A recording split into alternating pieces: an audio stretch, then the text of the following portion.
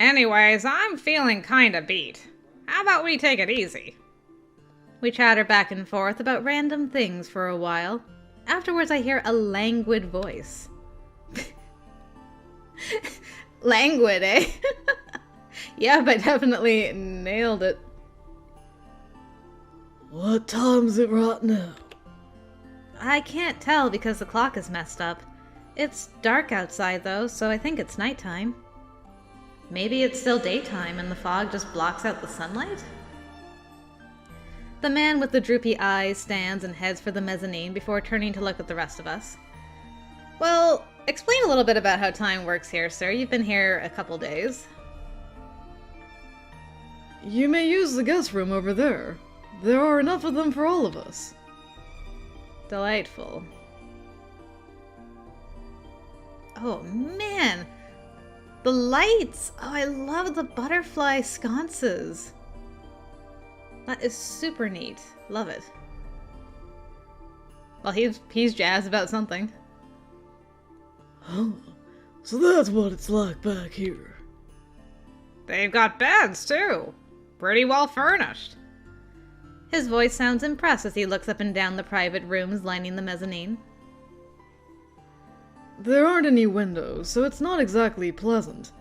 But at the very least, you shouldn't have any problems getting some rest. Yes! To be honest, I actually prefer rooms like this. I'm glad.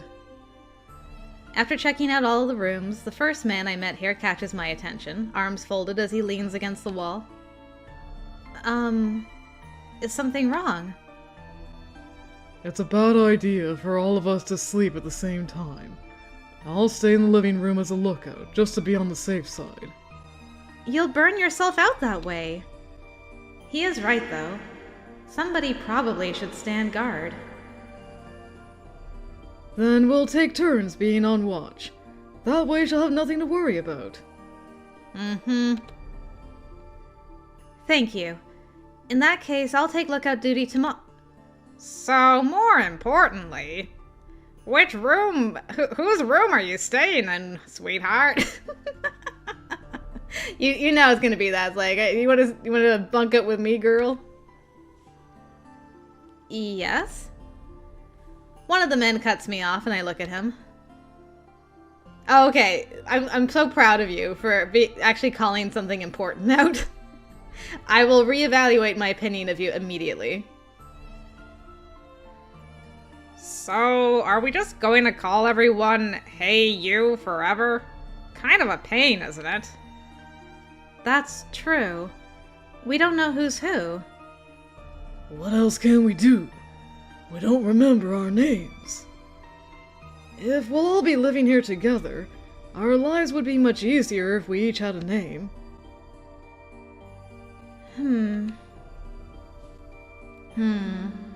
We don't know our real name, so we couldn't use a nickname.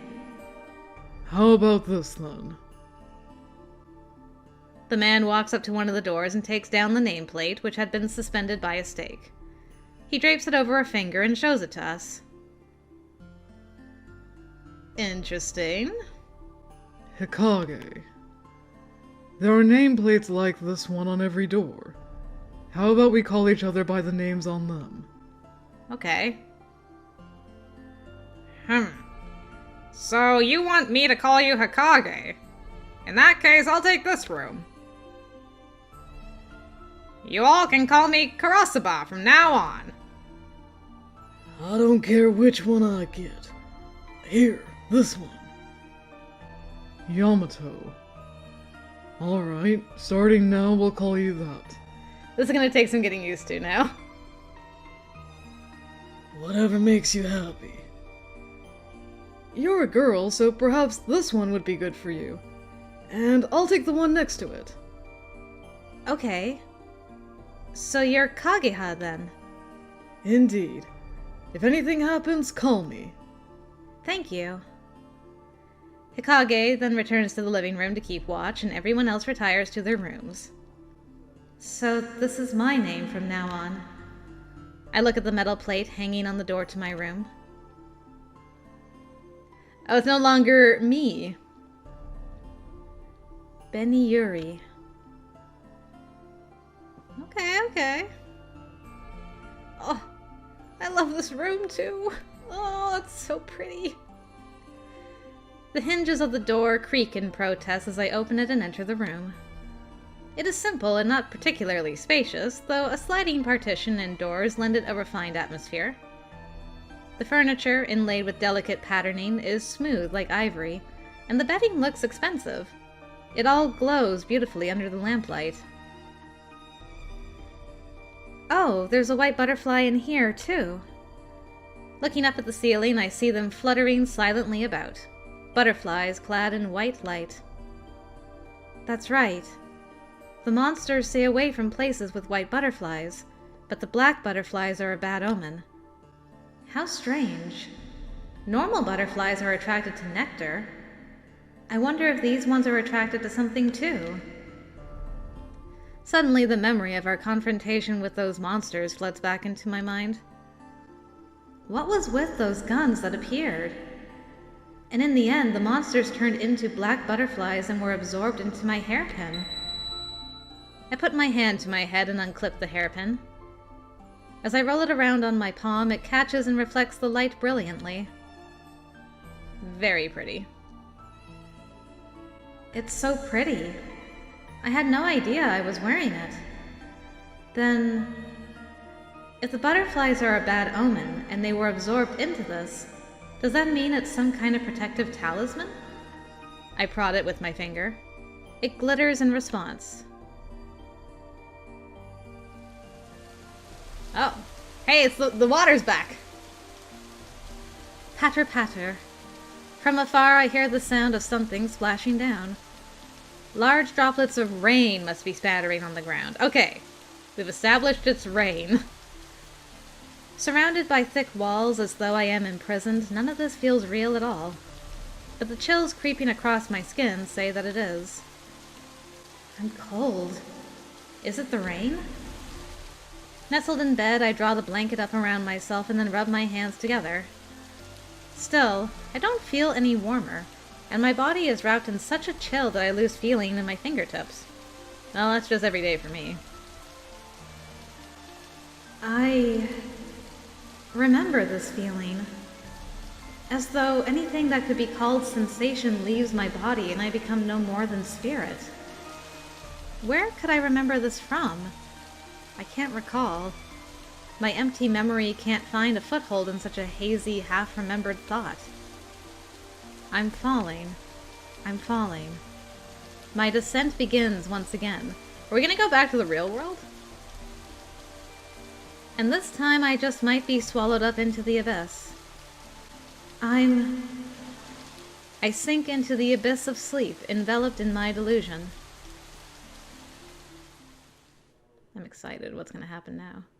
Hey! We cleared the prelude! Nice! The lighting's different.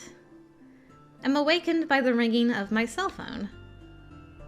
That felt like such a deep slumber. How long was I asleep? I blink and try to focus my blurry vision on the unfamiliar ceiling overhead. Where am I? Feeling unsettled, I get up and look around the room. Oh, right!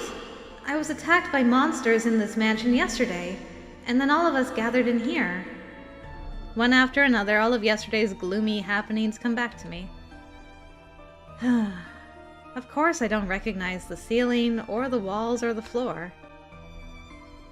I have no memory. From the side table, the cell phone's notification light blinks, trying to catch my attention. My heart feels heavy as I pick up the phone and press the power button. The kaleidoscope is in the manor. Okay, more messages. Unknown sender again. As the text dances across the screen, I let out a heavy sigh. If only this leaden feeling in my heart had left along with it. None of this is a dream. Man, everything, the changing of the light is playing havoc with my eyes. So when it's blue, does that mean it's raining outside? Does it mean it's late in the day? Gotta find out. I comb my hair and get dressed and then head downstairs. Right when I step onto the living room carpet, everyone turns their heads in my direction. Hey, Benny Yuri! Over here! One of the men is sitting on the sofa. He flashes a pleasant smile at me and waves me over. Oh, right. I'm going by Benny Yuri right now. Morning! Man, I was waiting for so long, I felt like I was gonna bite it. Good morning. Your name was Karasuba, if I'm not mistaken. Yep, that's my name. For now, at least.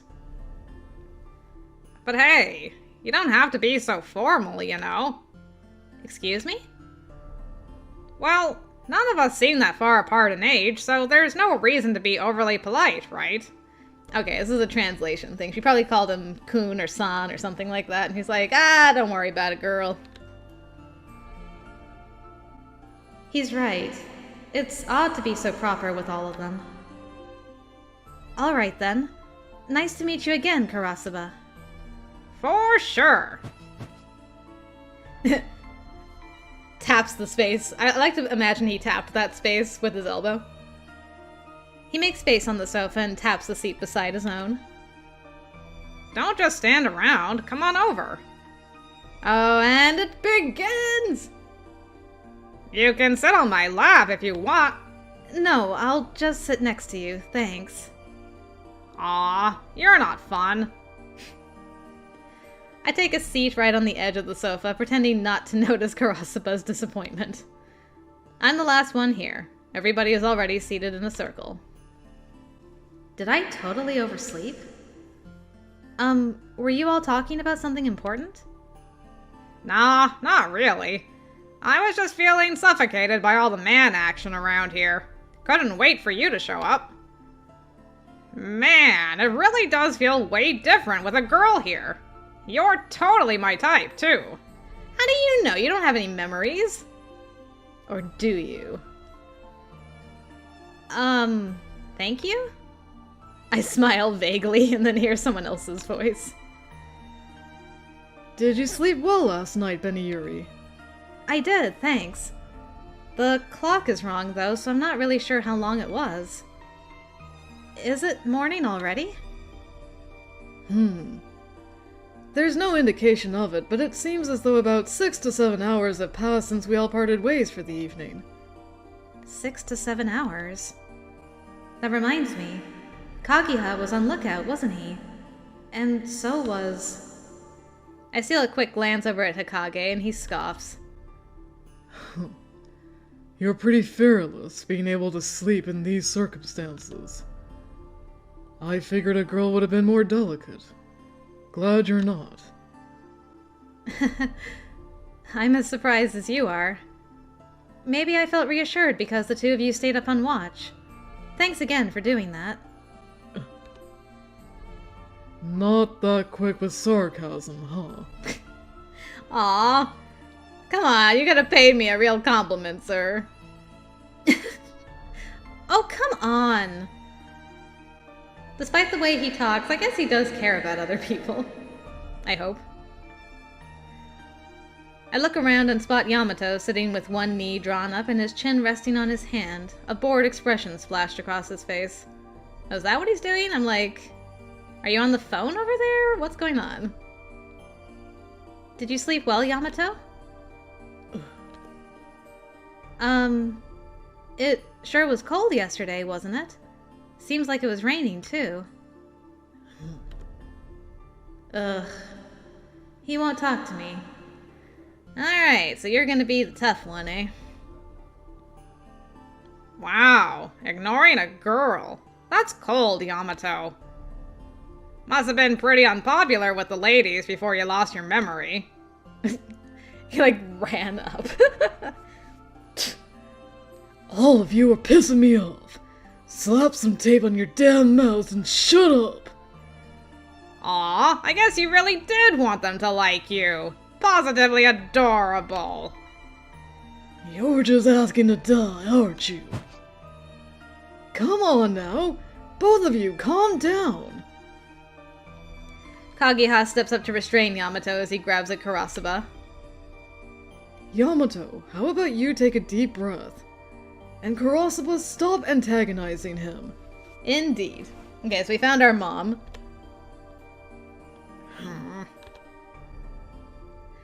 Somewhat calmed by Kageha, the two of them return to their seats, still shooting glares at one another. Oh, what an irritating bunch. I'm amazed they could get into a fight so soon after meeting each other. It almost makes them seem like they're good friends. In any case, it's nice to have some allies.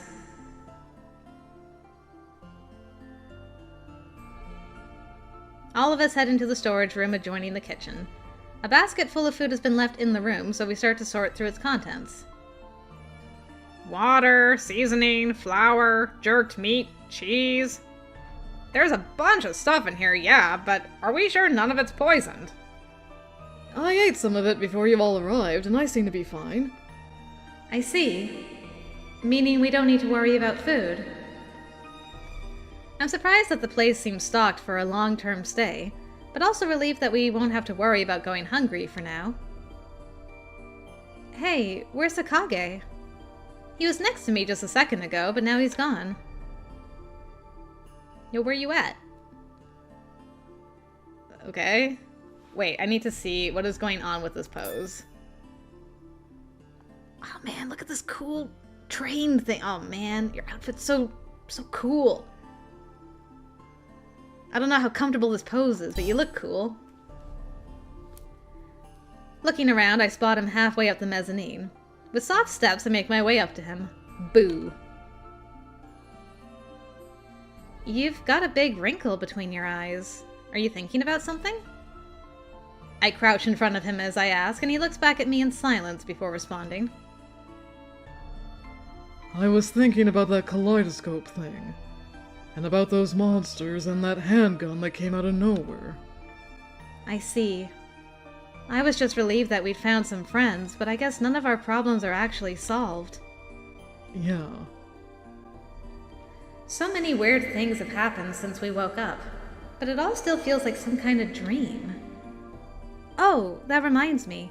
Did you get a message earlier too? One that said, the kaleidoscope is in the manor. Yeah, we all got it. Whoever sent it must really think that thing is important. Yeah, I get the same feeling. Suddenly, Hikage's eyes widen. He stands and walks across the room, grabbing the arm of someone standing at the door, trying to turn the handle. Yamato? Yep, Yamato. Hey, what do you think you're doing, Yamato? Trying to go outside? Yup, that's the idea. Don't just run off on your own! Hikage's voice is full of anger. Yamato shakes Hikage off and then fixes him with a hard glare, a sharp glint in his eyes.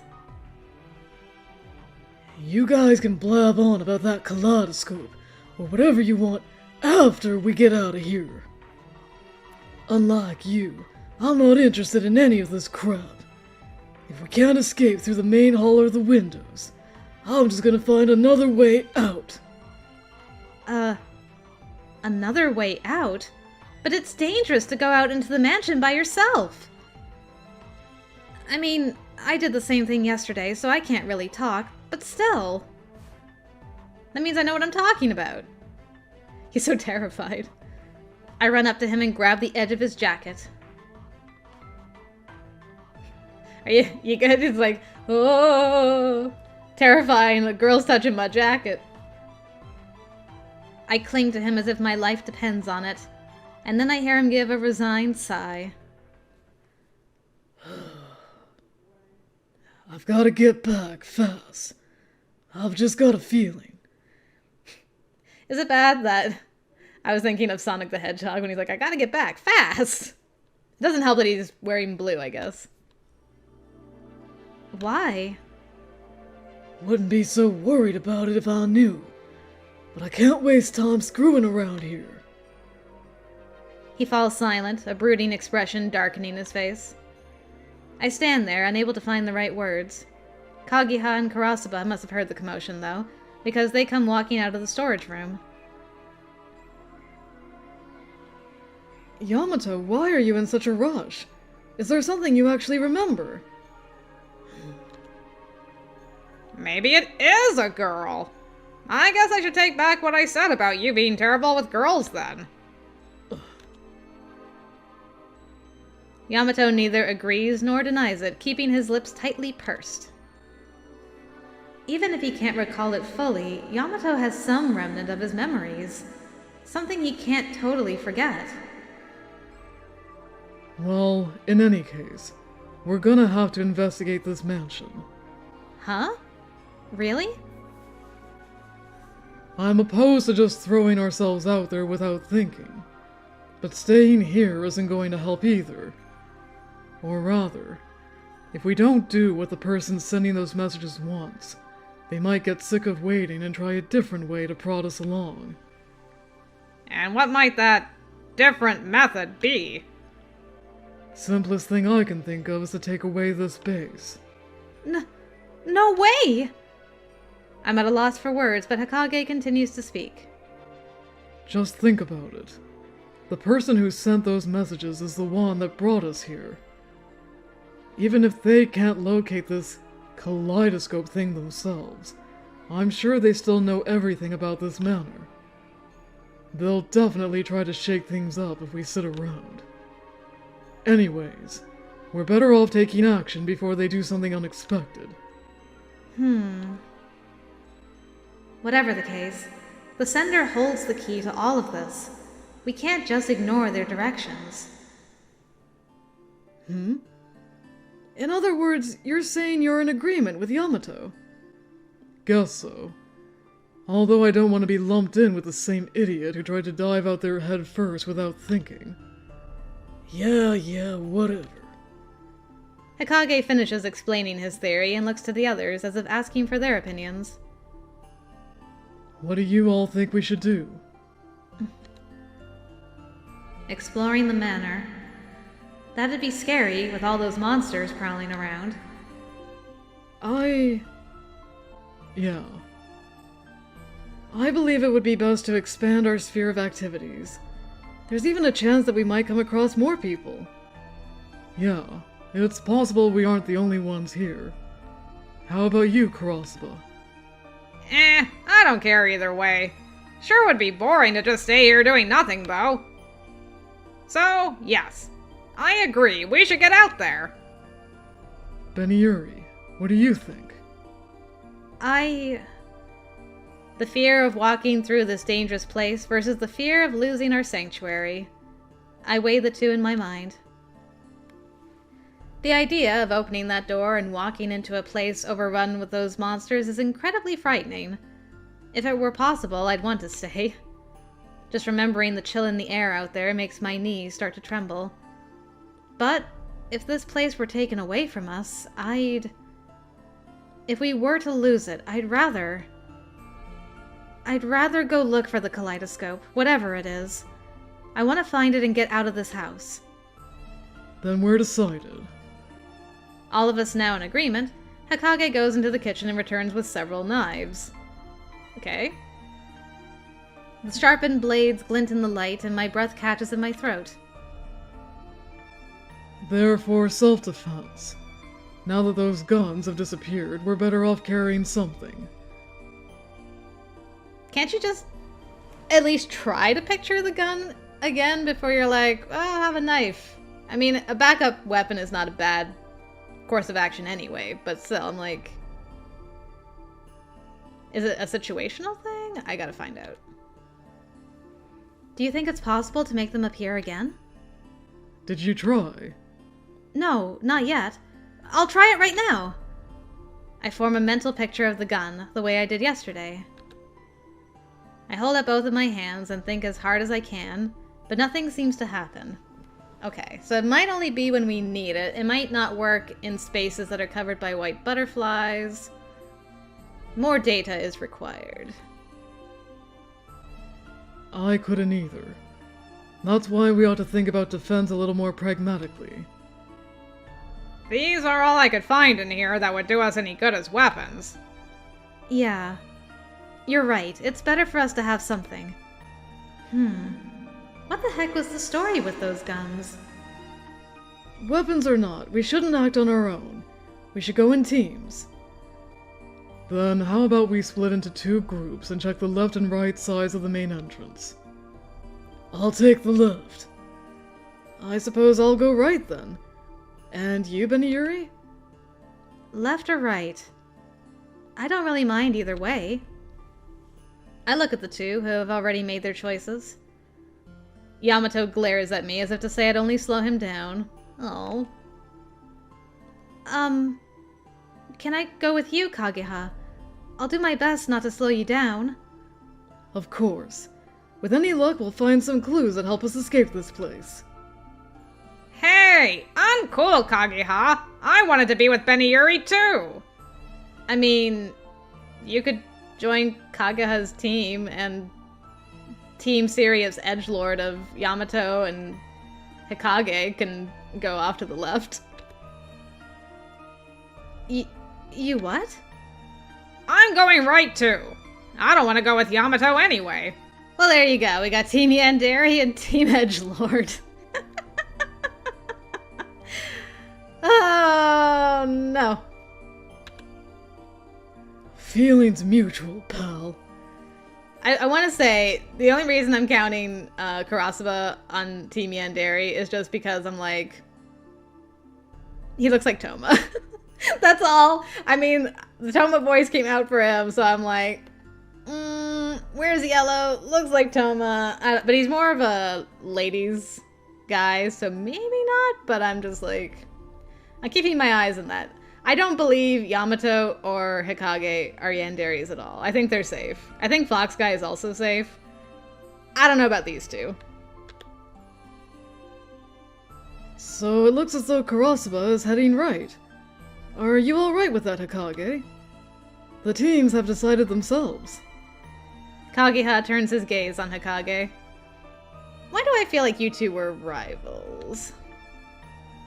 Friends, but rivals in love, maybe. I'll be going with Yamato then. I don't mind, just make sure you don't do anything reckless. Got it? Uh-huh. And once again, we head out into the gloom of the manor. Please don't make me shoot butterflies again. I don't wanna. Ooh. Oh, come on, immediately? The moment I step into the hallway, a cold chill runs up my spine, making me shiver. The temperature out here is the same as our hideout.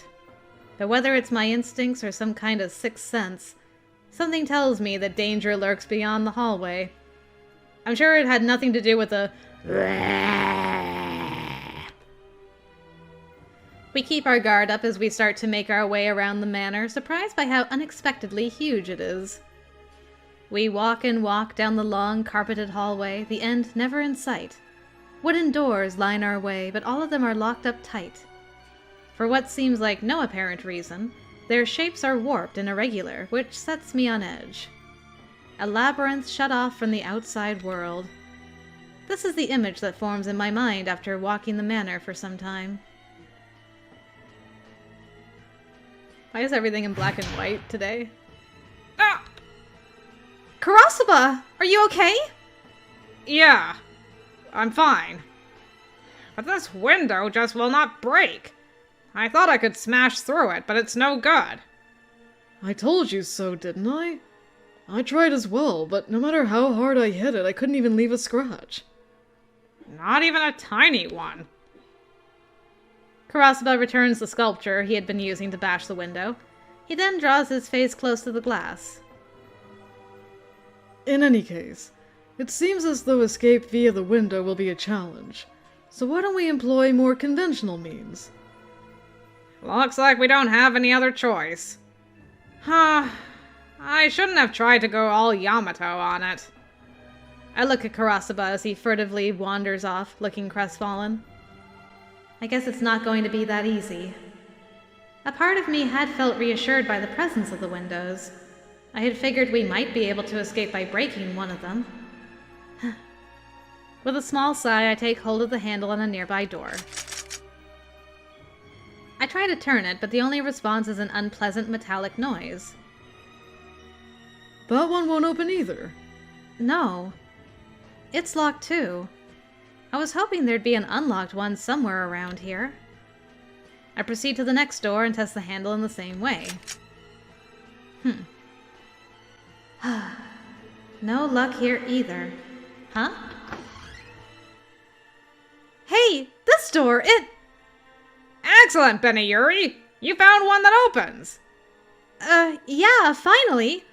But, do you guys think it's okay to open it? I ask with the utmost caution, but at the same moment, Kageha slips by me and in front of the door. I'll open it. Stand back if you would. Kageha. He grips the handle and signals to me with his eyes. Slowly, he pulls the door open. So brave. Ooh. Oh. I like this pose. I will say that. Is this some kind of storage? Yes? I'm a little concerned by the birdcage, not gonna lie, since I'm with Team Yandere. I peer into the room from behind Kageha. Unlike our living space, the assortment of objects in this room are a disordered mess. What do we got in here? We have a mannequin over here, birdcage, china, a telephone, a gramophone, a stuffed peacock, some carpets, a whole bunch of boxes, an old clock, some funky looking lights. This is the first room we've been in. Oh, never mind. I was gonna say it's the first room we've been in that isn't overtly butterfly, but then I saw this and I'm like, never mind. A chest with a broken handle, tables of varying shapes, a cracked candlestick, an old sofa, mysterious works of art from all over the world, both new and old. All of it looks expensive, but having everything just tossed together in one place is odd, and it leaves an eerie atmosphere floating about the room. There doesn't appear to be any monsters in here. No. I don't like it, though. The atmosphere makes me want to leave as fast as we can. Cautiously, I enter the room behind Kageha. Hey, where's Karasuba? I don't sense him behind me, so I turn around reflexively. When I do, I see him standing at the door, smiling. What's wrong, Karasuba? Are you not coming in? We have to be careful, so I'll stand here and keep a lookout. I'm not very detail-oriented, so how about the two of you give the room the once-over? I'll be rooting for you. Okay? I guess. But you're going to root for us? Takes out pom-poms from somewhere. Hooray! Hooray! Go, Baniyuri! You can do it, Kageha! You're the man! Whoa, he's actually cheering? He must really hate doing this kind of stuff. Let's start by looking in all the drawers and those stacked boxes. I'll take the boxes then. One by one, I pull down the variously sized boxes stacked in the corner of the room and open them carefully. Inside, I find old coats, belts, and other garments. A few of them contain toys for small children. But, none of this seems like it'd be any use in helping us get out of here. I was hoping we'd find keys or some kind of floor plan. Disappointed, I continue searching through the contents of each box. About an hour passes.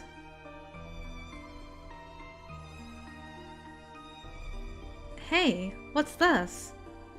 I open the last box, which is emblazoned with a butterfly pattern. Inside is a ceramic box wrapped in a delicate silk crepe. In the dim light of the room, it emits an eerie glow, which makes me feel as though it is something different, something special stored as it is. What is it? Did you find something unusual? Seriously? You dug up some treasure at last? The two of them walk over quickly, and I hold the box out to them in my hands. I don't know if it's treasure or not, but everything else was just stuffed into boxes. This thing was stored and protected well. It's true. It does indeed feel rather special. You didn't open it yet? Come on, let's pop the lid off of it. Okay. With Karasaba's encouragement, I remove the cover. And...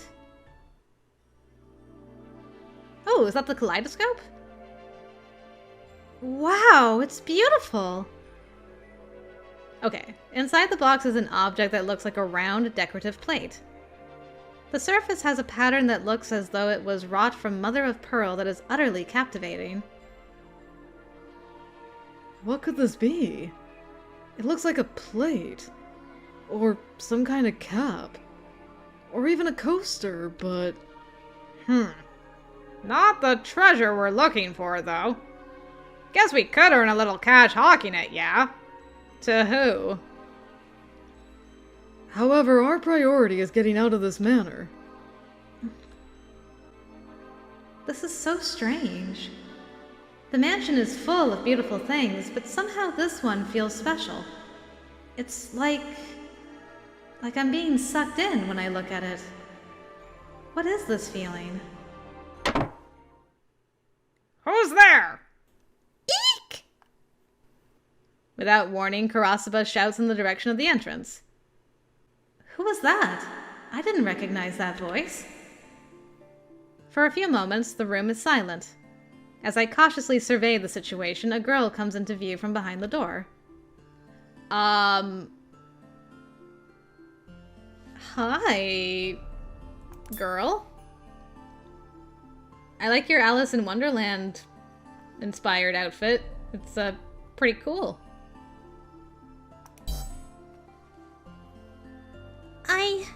I'm sorry if I surprised you. I wanted you to listen to what I have to say. A girl? She looks like she's about 10 years old. And she's wearing a rabbit mask. Maybe she knows the person in the fox mask? She moves towards us, seeming to shrink with each tremulous step. That thing. It's the cap of the kaleidoscope you're looking for. If you combine it with the tube, the kaleidoscope vessel will be complete. So it is part of the kaleidoscope. Interesting. The kaleidoscope.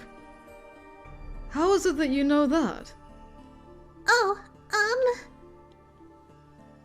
the master of the manor commanded me to help the people who opened that box. I have been waiting here for your arrival. Looking anxious, she clasps her hands together as she explains.